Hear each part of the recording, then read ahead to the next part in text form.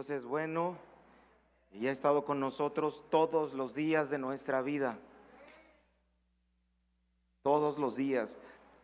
Hace 3 semanas, sé que no se van a acordar tan fácil, pero estuvimos hablando sobre algunos aspectos del pecado, de los cuales quiero continuar, porque tú y yo tenemos que entender que Jesucristo ya resolvió ese problema. Dios ya resolvió ese problema. No es un asunto que tengamos que resolver nosotros. Bueno, sí, como una consecuencia de conocer a Jesucristo, pero no como algo a lo cual tengamos nosotros que vencer por nuestra propia fuerza. No funciona así. Un cristiano genuino que entiende la palabra, si venimos aquí es por eso, para entender la palabra, que Jesús pagó el precio en la cruz del Calvario por todos nuestros pecados. Y eso a mí me llena de gozo, me llena de alegría. No sé a ti, pero es algo de lo cual a mí me sostiene. El hecho de que yo no tenga que pagar el precio, el hecho de que yo no tenga que hacer algo para quedar bien con Dios y yo poder seguir adelante. Eso es una ventaja enorme. No sé si tú te deprimas porque no puedas tú lograr algo. Estás equivocado. Tu gozo, tu alegría se llama el Señor Jesucristo, nuestro Padre que está en los cielos, y nosotros estamos sentados juntamente con Cristo en los lugares celestes. Esa es nuestra predicación, esa es nuestro evangelio, que Cristo murió por nosotros y ahora tenemos salvación. Leíamos hace 15 días el Salmo 14. El Salmo 14 es un salmo que David escribió y que es un varón que no sé si en alguna ocasión le haya pasado en la cabeza pensar a David que él iba a ser como que el libertador de Israel, pero no en el sentido de que nada más un rey, sino que alguien que iba a librar a Israel de todo. Yo creo que a lo mejor pudo haber pasado ese pensamiento de orgullo, de vanidad. Un hombre al ser sacado de la nada, de ser pastor, de oler a chivo, literalmente lo puso el Señor en el lugar más alto de Israel, ser el rey de Israel. Y no solamente eso, sino que en los últimos capítulos, cuando David está muriendo, la Biblia lo describe como unas palabras muy bonitas y dice: el dulce cantor de Israel. Entonces es un hombre que Dios lo llevó por lugares tremendos, posiciones en las que no es fácil estar, porque tener una posición de liderazgo, de reinado, no solamente es que bonito es ser el rey, no, sino que también implica tener una gran responsabilidad de estar al frente de grandes tentaciones, si tengo que decirlo, grandes tentaciones, grandes ejércitos espirituales que te van a querer destruir, y eso aplica para todos nosotros. Entonces dice el Salmo 14, 1, 3, dice el necio en su corazón: no hay Dios. Se han corrompido, hacen obras abominables. No hay quien haga el bien. Jehová miró desde los cielos sobre los hijos de los hombres para ver si había algún entendido que buscará a Dios. Todos se desviaron, a una se han corrompido. No hay quien haga lo bueno, no hay ni siquiera uno, ¿ok? Y en este texto estamos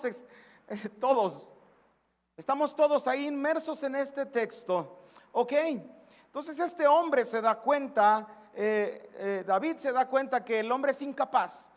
Habla también de la nación de Israel y se da cuenta que Israel tampoco es capaz, ¿ok? Tampoco es capaz.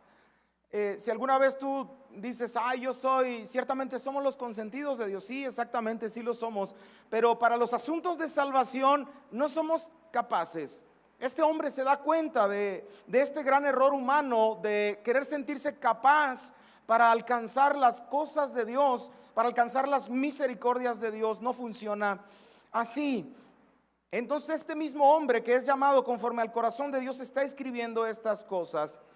Y es por eso que la ira de Dios, si vamos a Romanos, déjale un dedo ahí en el Salmo 14, si vamos a Romanos capítulo 1, verso 18, está hablando Pablo sobre cosas semejantes de las que David está escribiendo. y dice en Romanos 1:18, porque la ira de Dios se revela desde el cielo contra toda impiedad, contra toda impiedad e injusticia de los hombres que detienen con injusticia la verdad. Otra vez, porque la ira de Dios se revela desde el cielo contra toda impiedad e injusticia de los hombres que detienen con injusticia la verdad. ¿Cuál es esa injusticia de la que está hablando Romanos, de la que está hablando Pablo? Se refiere a aquellos hombres y mujeres que han entendido que Dios es la salvación, que conocen que por medio de Jesucristo viene la salvación, y que se han hecho necios en sí mismos y dicen: no hay Dios.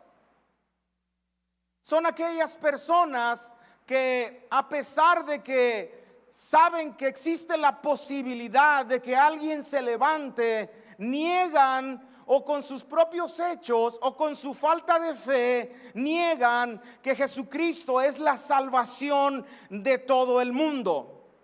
Y esto es una pedradota que le tira en aquel tiempo, porque existían un conjunto de personas que se llamaban los judaizantes en aquella época, que se dedicaban a decir: no, es que Jesucristo no es Dios, sino que tú tienes que hacer las obras de la ley para poder ser salvo. Entonces, cuando una persona detiene con injusticia, esa es la injusticia de la que está hablando, significa que está poniendo su propio entendimiento en vez de la salvación que Jesucristo nos da. Por eso encontramos versículos en la Biblia que dicen: y la ira de Dios, no por algo la ira de Dios. Entonces, la ira de Dios ya no es tanto porque el hombre o la mujer pecó. Bueno, sí hay una separación, por supuesto que la hay, pero el pecado ya lo resolvió Jesucristo en la cruz. El gran problema del hombre en este tiempo, después de que Jesucristo entrega su vida en la cruz del Calvario, es más bien que nosotros detengamos la salvación que Jesucristo tiene para cada uno de nosotros. Entonces es como que un poquillo teológico ahí, medio raro, pero muchos de nosotros nos hemos encontrado en esa posición.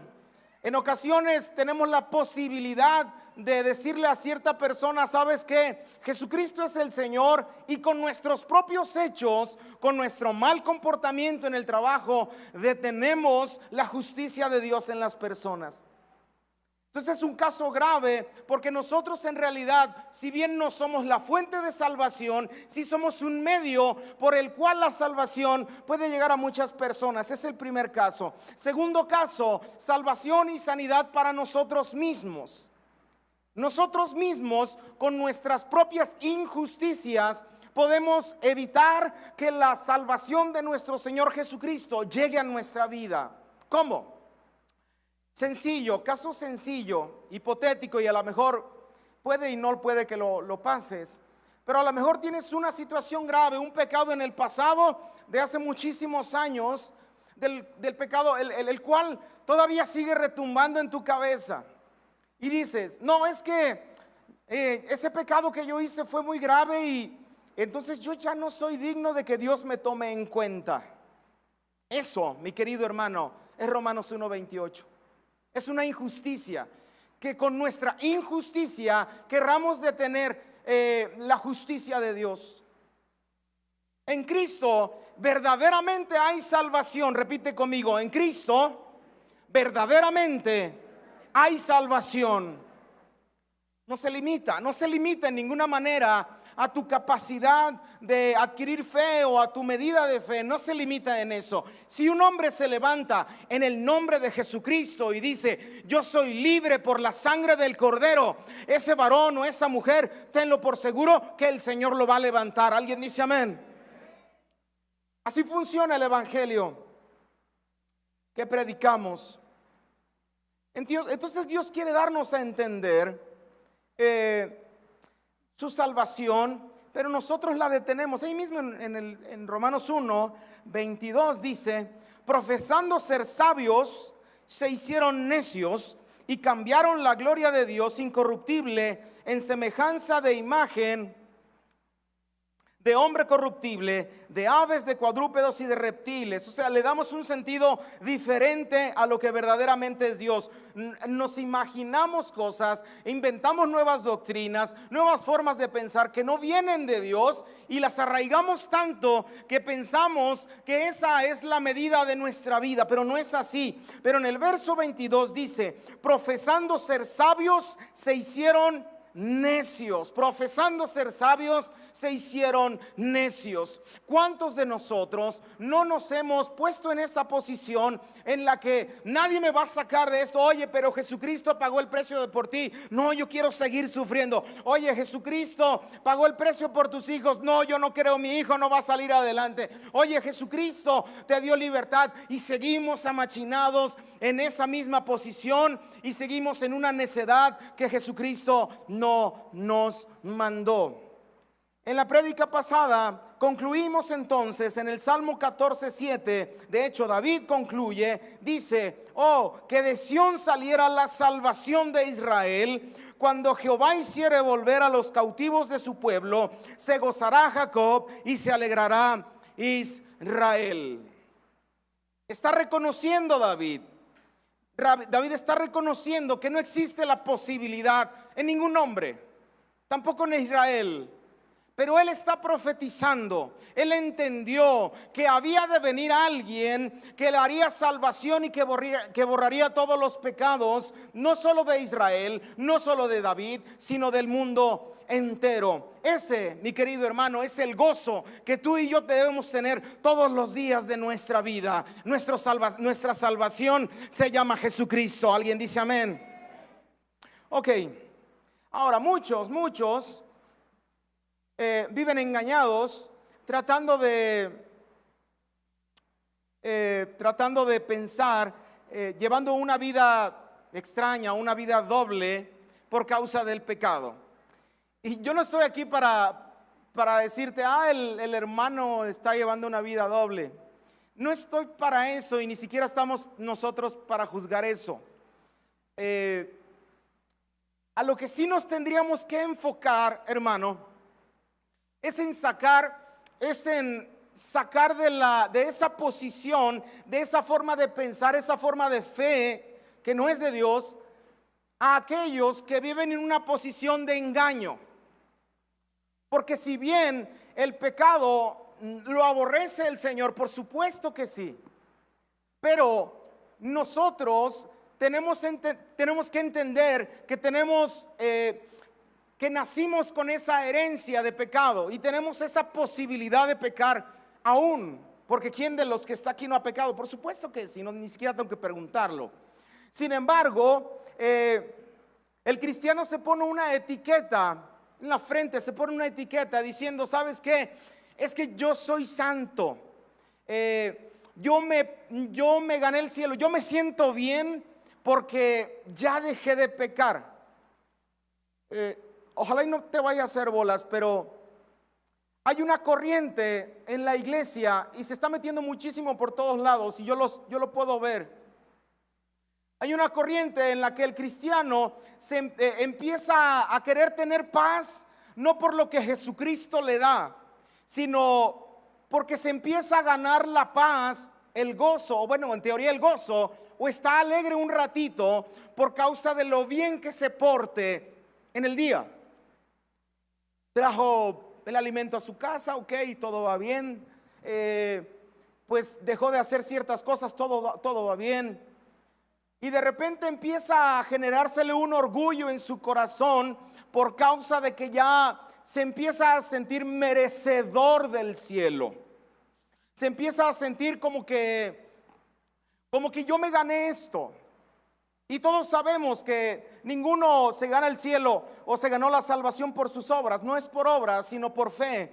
Todos sabemos eso, pero de alguna manera se nos mete en la cabeza de que haciendo bien las cosas o generando cada vez más mejor las cosas, vamos a sentirnos bien. Mentira diabólica. Mentira diabólica. No estoy diciendo que aviéntate al pecado y tú siéntete bien. No, en ninguna manera. Sino lo que estoy diciendo es que es tiempo que cambiemos el enfoque de nuestra fe. Porque el enfoque del que dice la Biblia no tiene nada que ver con las obras que yo pueda ejecutar todos los días. No puedo decir: Dios, te traigo esta obra para que tú te alegres conmigo. No funciona así. Para salvación no funciona así. Lo que a nosotros nos trae la paz, lo que a nosotros nos trae el gozo, lo que a nosotros nos trae la alegría, se llama el sacrificio y la fe que nosotros tenemos en el Señor Jesucristo. Entonces el diablo engaña y empieza a juzgar a los cristianos, por supuesto. En el momento en que comete un pecado el cristiano, viene el diablo y dice: ah, mira, tú pecaste. Entonces el cristiano, como ya había dicho que era cristiano y que como guarda un estatus entre la sociedad, pues obviamente, y aparte que hay personas que juzgan un montón, pero no son parte de esta prédica, empieza a hacerse chiquito. No, ya pequé, que no me vayan a descubrir. Ya pequé, que no me vayan a descubrir. Sin embargo, lo que dice la palabra de Dios no es eso.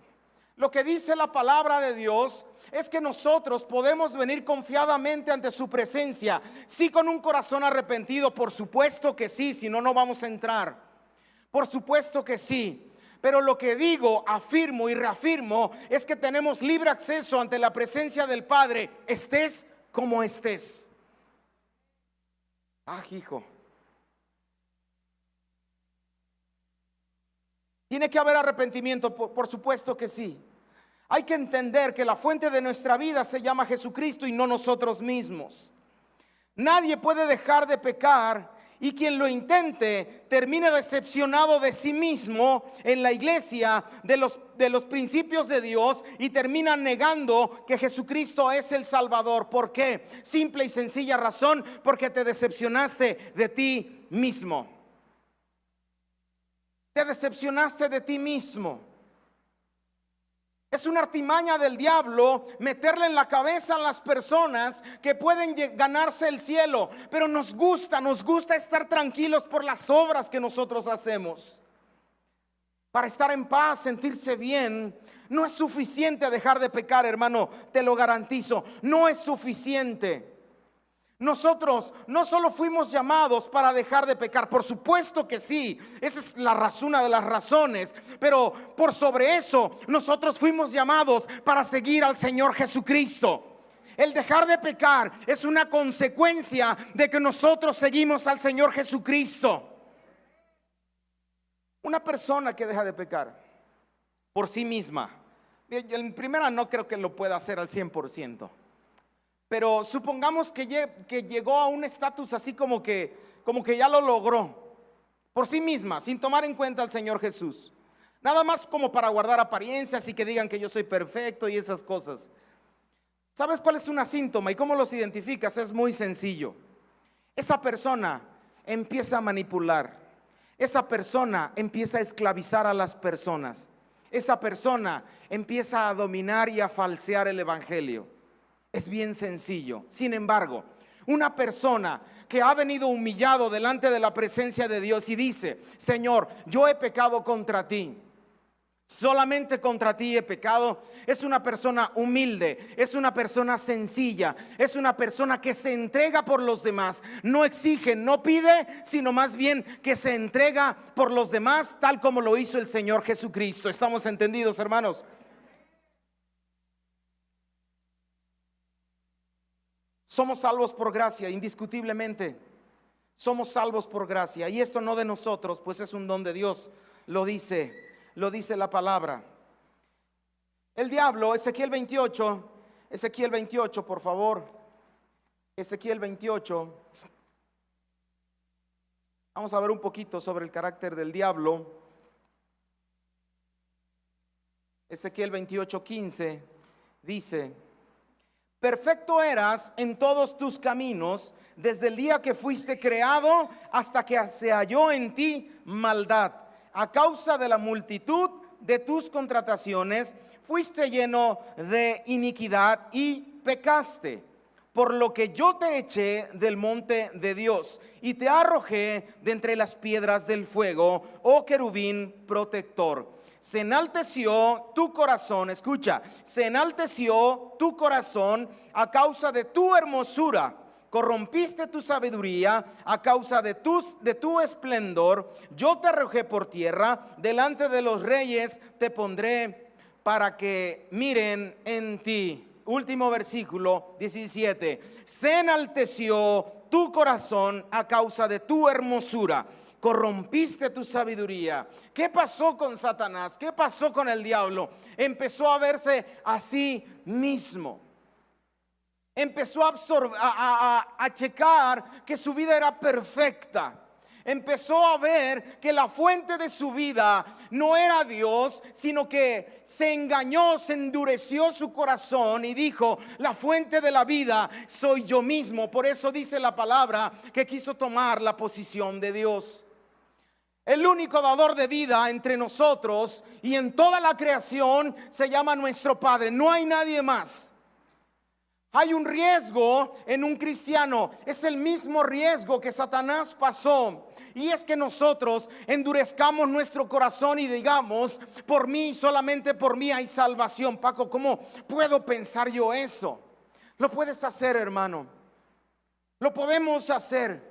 Lo podemos hacer cada vez que decimos y escondemos un pecado en nuestra vida y decimos: ah, no, yo lo voy a esconder, que nadie se dé cuenta, que Dios no se dé cuenta. Yo no me voy a humillar, que nadie se dé cuenta, porque si no van a ver que yo soy imperfecto. Se van a dar cuenta que yo soy miserable y desnudo. Se van a dar cuenta, mi familia, que yo no puedo llevar una vida santa. Se van a dar cuenta. Al hombre le preocupa más no el pecado, sino más bien que lo descubran. Entonces la condición del no arrepentimiento es el enaltecerse, el ensoberbecerse, la arrogancia, el orgullo, todas esas cosas que nos van a separar de la presencia de Dios. Repito, el pecado ya fue vencido en la cruz. El problema del pecado ya fue resuelto por el Señor Jesucristo. Pero lo que queda en cada uno de nosotros es si tomar el camino del orgullo, que es el mismo camino de Satanás, o tomar el camino de la cruz, que es en el Señor Jesucristo. En Génesis 3,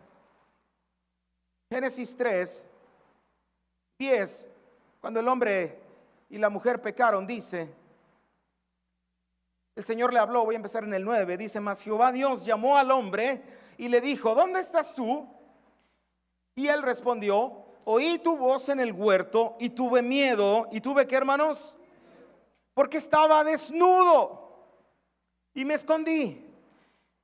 Y Dios le dijo: ¿quién te enseñó que estabas desnudo?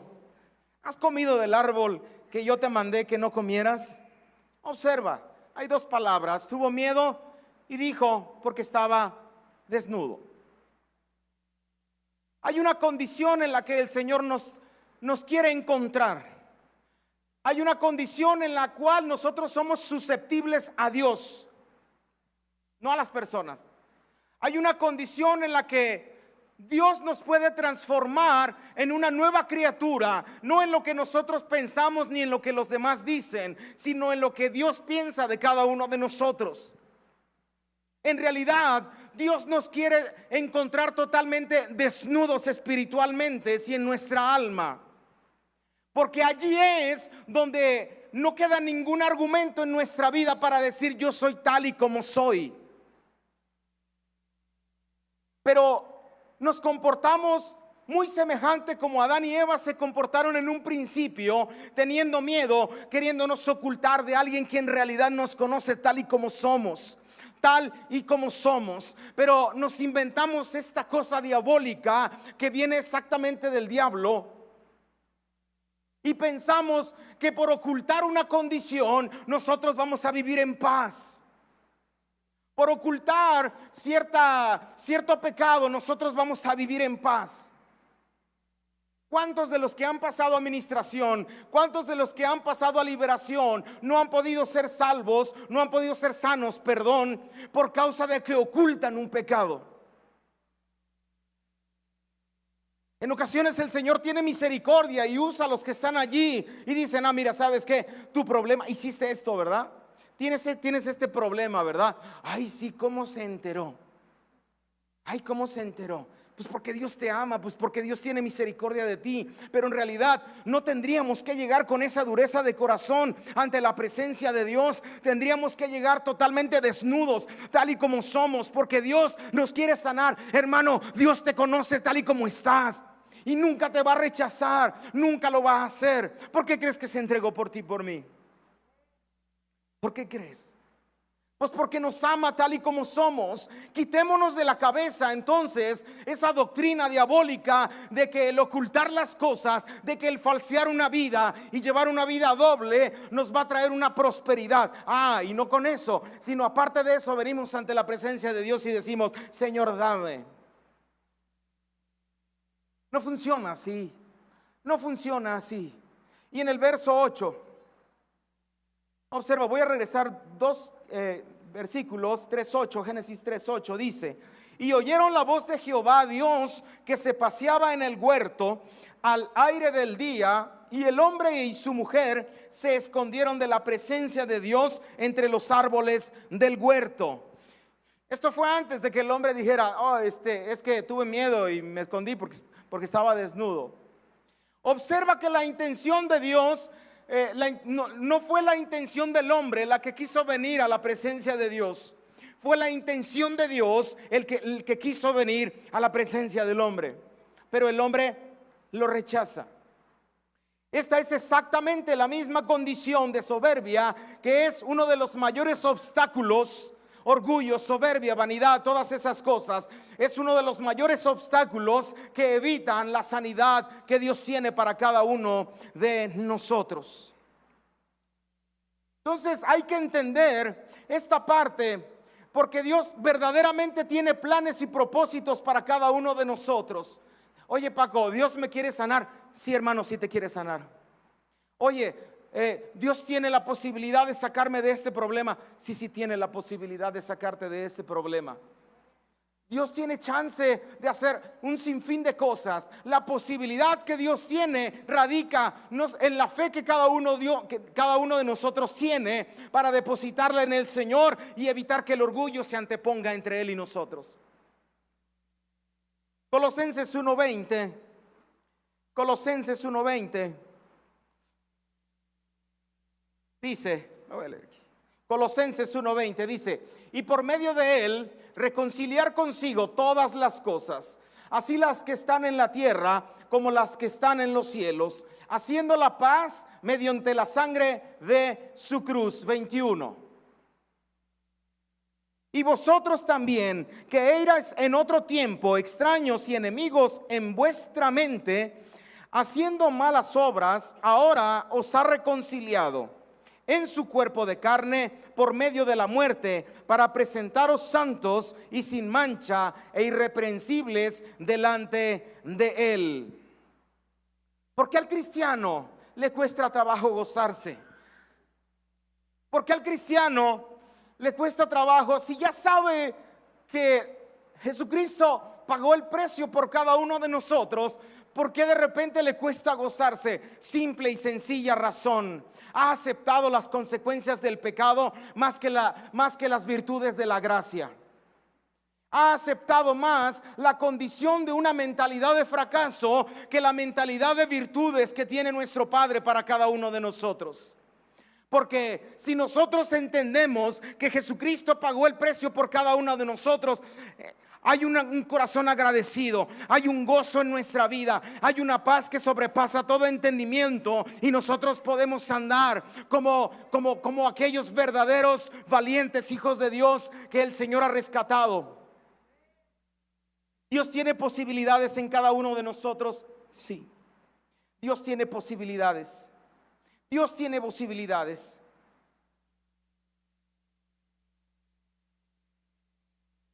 Por eso es importante que muramos. Sí, hermano, que muramos para que viva Cristo en nosotros.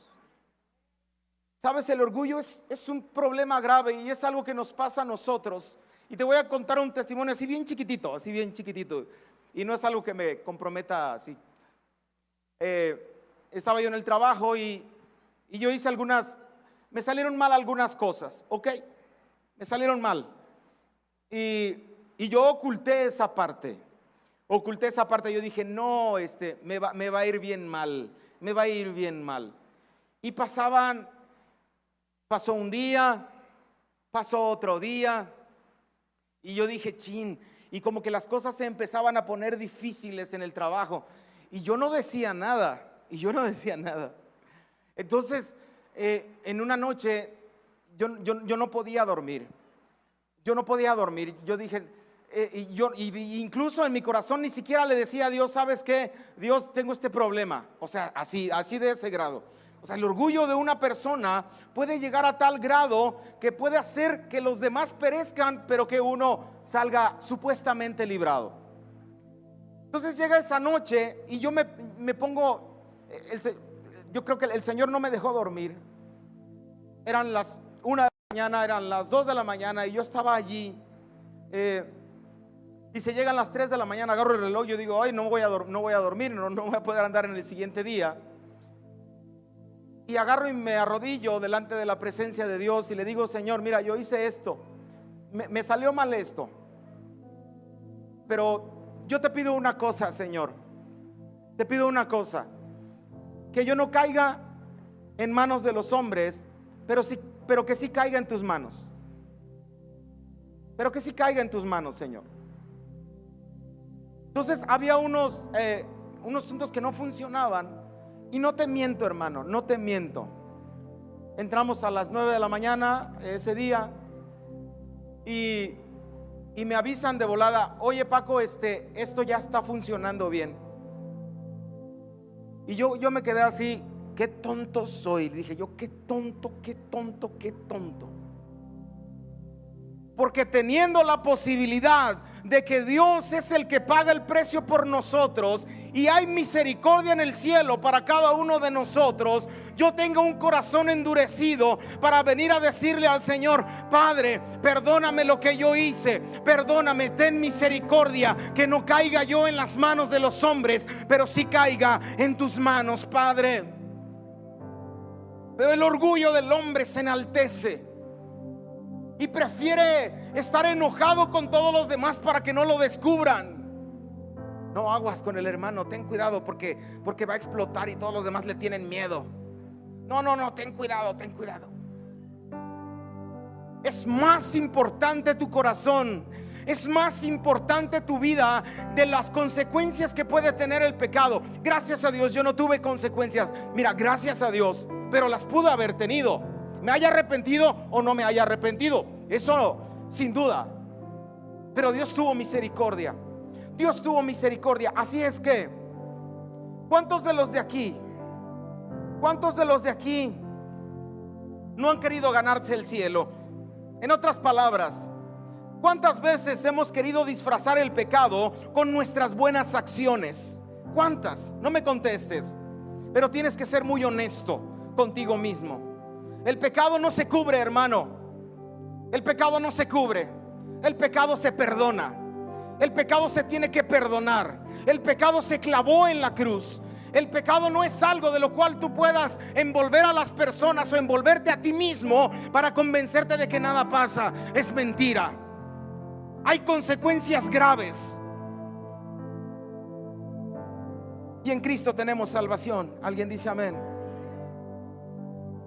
Él quiere encontrarnos a nosotros. En el huerto del Edén nosotros no lo buscamos. Y de hecho cuando pecamos no tenemos la intención de buscarlo.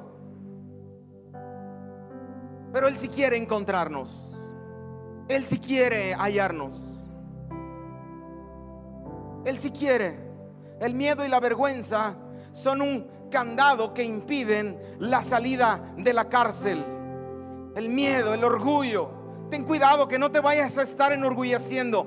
Ten cuidado que tu corazón no se vaya a estar enalteciendo, que se vaya a hacer duro por causa de las consecuencias del pecado. Ten cuidado con todas esas cosas, porque te van a llevar a un camino de perversidad. Y cuando menos te lo esperas, ya levantaste una doctrina extraña que no tiene nada que ver con Jesucristo. Ya hiciste otra iglesia.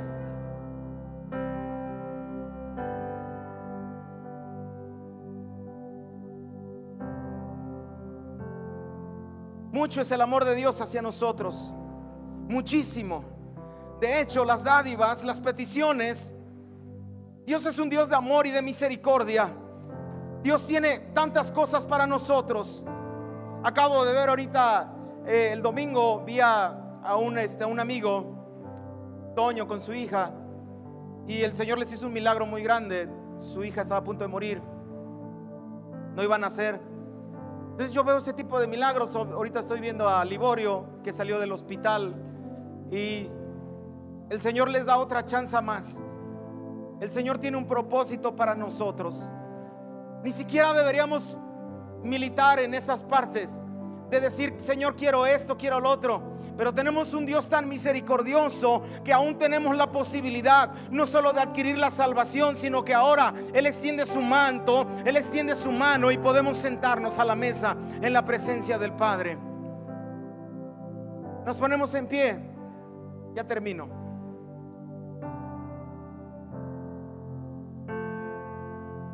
¿Hay alguien que nos visita por primera vez en este lugar, que haya venido a una reunión como esta? ¿Hay alguien que no haya venido a este lugar? Todos somos de casa. Muy bien, muy bien, muy bien. Cierra tus ojos ahí, vamos a orar. Padre, en el nombre de Jesús, te doy muchas gracias, porque tú eres bueno, Señor, y para siempre es tu misericordia.